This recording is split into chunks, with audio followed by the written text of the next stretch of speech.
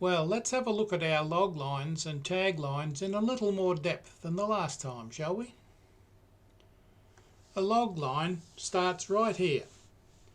Let's say you've written your 186,000 word fantasy and you walk into the living room and there's your partner. You announce, "It's finished."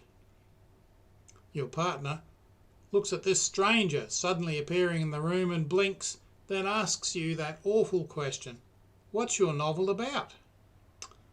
Their eyes start to glaze over at about the 10th minute as you begin to realise that you're telling the whole story.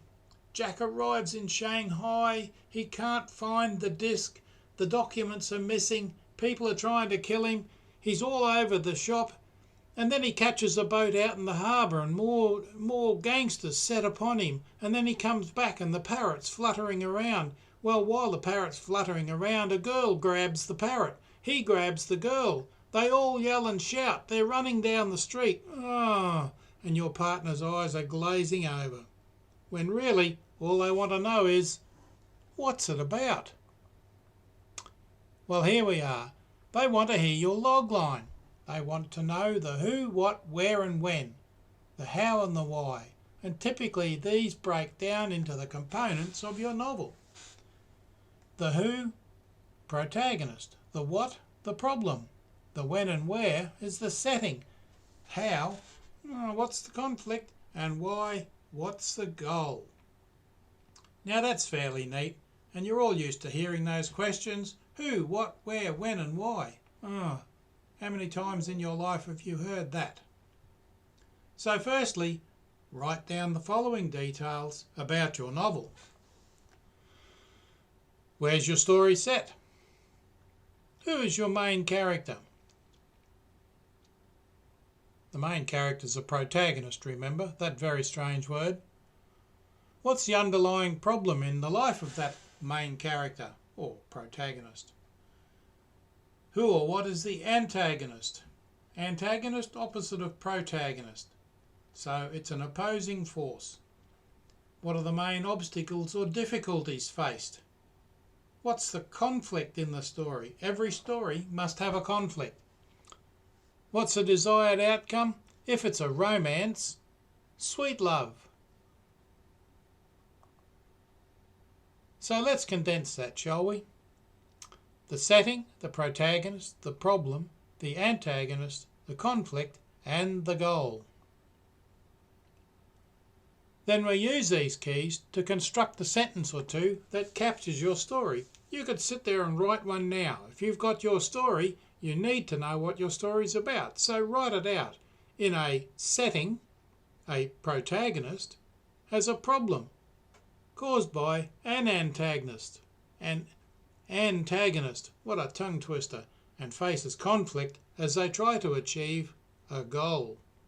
Presto, that's your log line.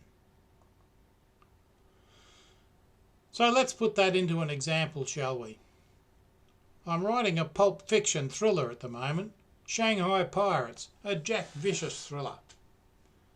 That could look a bit like him on the right there. The setting, Shanghai, China. The protagonist, a PI. The problem, secure the secret documents. The antagonist, a Chinese criminal gang. The conflict, Westerner in China and can trust no one. The goal, deliver the documents safely. Doesn't matter what the documents are, could be a box full of hats. You never know. Or, as is more the case in life, a box of frogs. Try not to name names when you're writing your outline like this. Protagonist, a PI, don't put Jack Vicious. You may change that. You want your example to remain general, anonymous if you like. Now, this becomes, if you put that sentence together as mentioned before, accepting a job in Shanghai, a PI has to secure secret documents being hunted by a Chinese criminal gang. He's a Westerner in China and can trust no one as he tries to deliver the documents safely.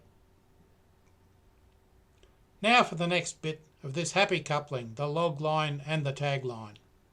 It's the tagline. Don't know the difference yet? Well, here we go. A logline tells you what a movie or a book will be about. The main conflict, the main character, and the stakes. A tagline, however, is a catchphrase. It doesn't tell you anything specific about the story, but it does give you a feel for it in a way that a logline can't. A tagline is what you see on movie posters, and one of the very best examples of both I've seen is the one for Lord of the Rings. Even though I don't like the movie, can't stand The Hobbit. Never mind. Logline. A young hobbit needs to destroy an ancient powerful ring before the evil overlord consumes the world in everlasting darkness. The tagline, one ring to rule them all. I'm sure you remember it. The logline gives you the main characters, and so on. So the catch is, how do you write a tagline to put on the cover of your book? You need to write down at the very least, 10 to 12 possible taglines. Share your attempts on Facebook. Go to your favourite Facebook group. Yes, I know, lots of people there. And don't be offended by nasty comments. Some people are having bad days and they just take it out on everyone around them. They can't help it after all. But some of those comments may just point you in the right direction. So what's my tagline? What could I possibly put on my cover as a tagline? Ask yourself what tone you want to set for the book. Ask yourself what emotions you want to evoke in your reader. Writing, remember, is about evoking emotions after all. So examples to ponder. Danger is never far away. Some secrets are best left alone. People are as dangerous as snakes. In the city, danger is just a step away. Danger lurks behind every mask. Therein lies a parrot's tail. You'll have to read the book to pick up on that one. Death awaits the unwary. A city hides a million secrets.